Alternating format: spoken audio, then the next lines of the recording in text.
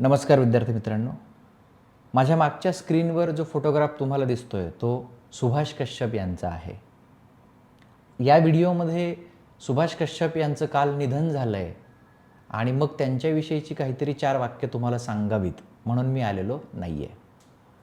सुभाष कश्यप यांच्याविषयीची कृतज्ञता त्यांचं आणि माझं असणारं काही एक जे मी मानलेलं नातं आहे त्याविषयी थोडंसं पर्सनल बोलण्याकरता मी इथं आलो आहे. काल त्यांचं निधन झालं, आजच्या पेपरमध्ये ही सगळी बातमी आली. तर त्यांना सर्वप्रथम सुभाष अकॅडमीतर्फे भावपूर्ण श्रद्धांजली. सुभाष कश्यप कोण होते? हे सिव्हिल सर्व्हिसेसचे ॲस्पायरंट म्हणून तुम्ही कंबाईन करा, तुम्ही राज्यसेवा करा, तुम्ही UPSC करा, हे तुम्हाला माहीत असणं खूप गरजेचं आहे. माझ्या 2019, 20, 18 त्या काळातल्या विद्यार्थ्यांना माहिती असेल, जे आज क्लास 1, क्लास 2 पदावर आहेत महाराष्ट्रामध्ये, की माझ्या पॉलिटीच्या जवळपास 99% लेक्चर्समध्ये असा एक दिवसही गेलेला नाही आहे किंवा असं एक लेक्चरही गेलेलं नसेल की जिथे मी सुभाष कश्यप सरांचं नाव घेतलेलं नाही आहे. पॉलिटी हा विषय, कॉन्स्टिट्यूशन हा विषय जेव्हा मी माझ्या विद्यार्थी दशेत पहिल्यांदा शिकलो तेव्हा मला कुठलीही व्यक्ती माझी फिजिकल गुरु कधीच नव्हती. I haven't learn polity or constitution from any another person. मी कुठलाही पॉलिटीचा क्लास केलेला नाही. मी कोणाकडे जाऊन मला पॉलिटी शिकवा, मला कॉन्स्टिट्यूशन शिकवा असं म्हटलेलं नाही. मी बाकीच्या गोष्टी शिकलो आहे, पण पॉलिटी ॲज सच जो विषय आज मी शिकवतो आहे, ज्या विषयासाठी मला महाराष्ट्रातले विद्यार्थी गेल्या 10-12 वर्षांमध्ये ओळखतात, तो विषय त्याच्यामध्ये माझा कुठलाही फिजिकल गुरु नाही. माझा गुरु जर कोणी असेल, माझे पहिले गुरु जर कोणी असतील तर ते सुभाष कश्यप. ज्यांच्यामुळे मला पॉलिटी या विषयामध्ये आणि कॉन्स्टिट्यूशनमध्ये गोडी निर्माण झाली ते सुभाष कश्यप.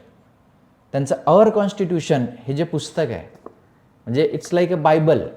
म्हणजे मी कॉन्स्टिट्यूशनसाठी वाचलेलं हे पहिलं पुस्तक. लक्ष्मीकांत आणि या सगळ्या गोष्टी त्याच्यानंतर, म्हणजे कितीतरी माझ्या जुन्या विद्यार्थ्यांना आठवत असेल, कोविडच्या अगोदरच्या ज्या 3 वर्षांच्या बॅचेस आहेत, की मी सांगायचो की अरे पार्लमेंट शिकायचं असेल तर हे अवर पार्लमेंट, मी चॅप्टर्स, आज जे लोक राज्यसेवेतनं क्लास 1 झालेले आहेत त्यांना आठवत असेल, विशेषतः 18, 19, 20च्या टेस्ट सिरीजचे विद्यार्थी, की अवर पार्लमेंटमध्ये ॲडजमेंट मोशन शिकायची आहे, नो कॉन्फिडन्स मोशन शिकायची आहे, मोशन आणि रिझोल्युशनमधला फरक समजून घ्यायचा आहे, हाफ एन आवर डिस्कशन समजून घ्यायचं आहे, 377 रूल शिकायचं आहे.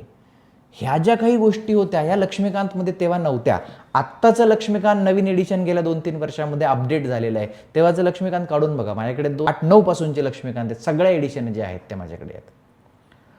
त्याच्यामध्ये तुम्ही बघा फार त्रोटक माहिती दिलेली, आणि जी काही माहिती त्यांच्याकडे होती ती सगळी जवळपास सुभाष कश्यप यांच्या पुस्तकातलीच होती. आणि आजही पार्लमेंटचं चॅप्टर तुम्ही बघितलं, इतर काही गोष्टी बघितल्या तर त्या ह्याच पुस्तकातनं घेतल्यात. तसा ऋणनिर्देशही मला वाटतं त्यांनी आत्ता तिथे केलेला आहे. सांगण्याचा मुद्दा एवढाच की सुभाष कश्यप काल गेले आणि त्यांच्याविषयीची जी फॉर्मल माहिती आहे ना ती कुठेही मिळते, गुगलवर मिळेल, की ते लोकसभेचे महासचिव, म्हणजे सेक्रेटरी जनरल ऑफ लोकसभा, म्हणजे 7वी लोकसभा, 8वी लोकसभा आणि 9व्या लोकसभेचे ते सेक्रेटरी जनरल होते. कॉन्स्टिट्यूशनल एक्सपर्ट त्यांना मानलं जातं. त्यांना महत्त्वाचे ते लेखक होते. आणखी काय काय की national commission to review working of the constitution, म्हणजे त्यावेळेच्या विद्यार्थ्यांना ही आठवत असे की तेव्हा त्या मुद्द्यावर प्रश्न यायचे की त्या कमिशननी काय रेकमेंडेशन दिली आहेत. म्हणजे भारतीय स्वातंत्र्य जे आहे त्याला 50 वर्ष पूर्ण झाली आहे आणि अटल बिहारी वाजपेयींच्या काळातल्या त्या सरकारमध्ये मग कॉन्स्टिट्यूशन जे आहे ते लागू होऊन तो सगळं सुवर्ण महोत्सव त्याचा साजरा होतोय पुढे. तर आता to review working of the constitution, to review constitution असं नाही की या कॉन्स्टिट्यूशननी काय कामगिरी केली आहे गेल्या 50 वर्षात, याच्यासाठी जी समिती बसवली गेली होती त्याचे मेंबर जे आहेत हे सुभाष कश्यप होते. 2015मध्ये त्यांना पद्मभूषण हा महत्त्वाचा पुरस्कार जो आहे, अवॉर्ड जो आहे तो दिला गेला. सायमल्टेनियस इलेक्शनची जी काही कमिटी आहे किंवा त्याचे सदस्य ते राहिलेले आहेत. पंचायत राज व्यवस्थेसंबंधी जे काही कायदे आहेत त्यासंबंधी ते कॉन्स्टिट्यूशनल ॲडवायझर म्हणून त्यांनी भारत सरकारसाठी काम केलेलं आहे. अशी अनेक कामं आहेत, त्यांना अनेक ठिकाणचे विविध पुरस्कार मिळालेले आहेत. पण मला वैयक्तिकरित्या म्हणजे or parliament, or constitution, or political system ही त्यांची पुस्तकं मी सतत बघत राहतो. म्हणजे आजही मी पार्लमेंटचं चॅप्टर आलं की ह्याच्यातूनच काय आहे ते वाचतो. आजही मला कॉन्स्टिट्यूशनविषयी काही बेसिक, कारण फंडामेंटल राईट, DPSP याचं जे बेसिक आहे ना, ज्याचं इसेन्स आहे, जो कोर आहे, हे सुभाष कश्यप तुम्हाला शिकवून जातात. मी आजही नवीन UPSC सुरू केलेल्या मुलांना सांगतो की आधी आवर कॉन्स्टिट्यूशन आणि आवर पार्लमेंट वाचा, मग लक्ष्मीकांत हातात घ्या, कारण इथं तुमचा कोर तयार होतो. कश्यप सरांनी जे दिलं ना तो विजडम आहे, शहाणपण आहे. त्यांनी फक्त लेखन नाही केलं, त्यांनी फक्त आर्टिकल्सची जंत्री नाही दिली. म्हणजे आजही सुप्रीम कोर्ट मी सुरू केलं तेव्हा 2016-17च्या बॅचच्या मुलांना आठवत असेल, 10 वर्षापूर्वी मी सुप्रीम कोर्ट शिकवायला लागलो की ते कोर्ट सांगायचो की seat of justice is a seat of God. Mahavir Tyagi त्यांचं विधान आहे ते कुठे आहे? त्यावर कॉन्स्टिट्यूशनमध्ये सुप्रीम कोर्टाच्या तिथेच आहे.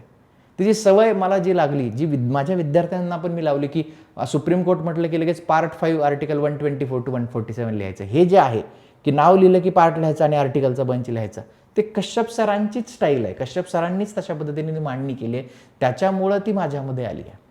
म्हणजे एकलव्य आणि द्रोणाचार्यांचं उदाहरण इथे लागू पडतं की नाही मला माहीत नाही, पण मी जे कॉन्स्टिट्यूशन शिकलो, मी आजही स्वतःला कॉन्स्टिट्यूशनचा विद्यार्थी मानतो. आजही जसं मी तुम्हाला शिकवतो तसं सुभाष कश्यप हे मला न भेटलेले माझे गुरु आहेत आणि ते काल गेले.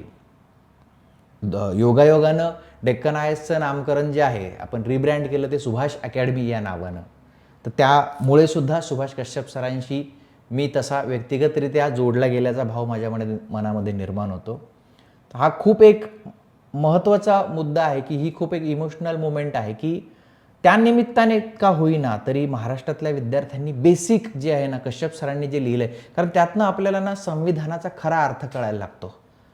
फंडामेंटल राईट्स म्हणजे नेमकं काय आहे, कशासाठी आहे, काय येतं, हे तुम्हाला लक्षात यायला लागतं.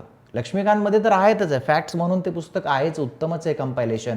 पण जर तुम्हाला जाणून घ्यायचं असेल, आतून काहीतरी समजावून घ्यायचं असेल तर सुभाष कश्यप सरांची ही 3 पुस्तकं, आवर कॉन्स्टिट्यूशन, आवर पार्लमेंट आणि आवर पॉलिटिकल सिस्टीम, ही जी आहे सगळी नॅशनल बुक ट्रस्ट NBTनी प्रसिद्ध केलेली आहे. त्यामुळे ती खूप स्वस्त मिळतात.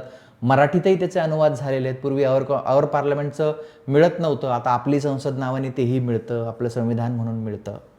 तर वाचायला पाहिजे आणि आपण जर ते वाचत राहिलो तर तीच सुभाष कश्यप सरांना मोठी श्रद्धांजली ठरेल. त्यांना न भेटलेला त्यांचा शिष्य म्हणून माझ्याकडून त्यांना जी श्रद्धांजली आहे की ती मी माझ्या विद्यार्थ्यांना त्यांची पुस्तकं वाचायला सांगतोय.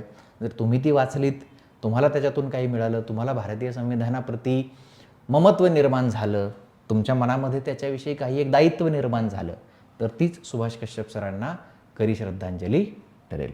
पुन्हा एकदा सुभाष अकॅडमी, पूर्वीची डेक्कन IAS आणि माझ्यातर्फे डॉक्टर सुभाष कश्यप यांना भावपूर्ण श्रद्धांजली. धन्यवाद.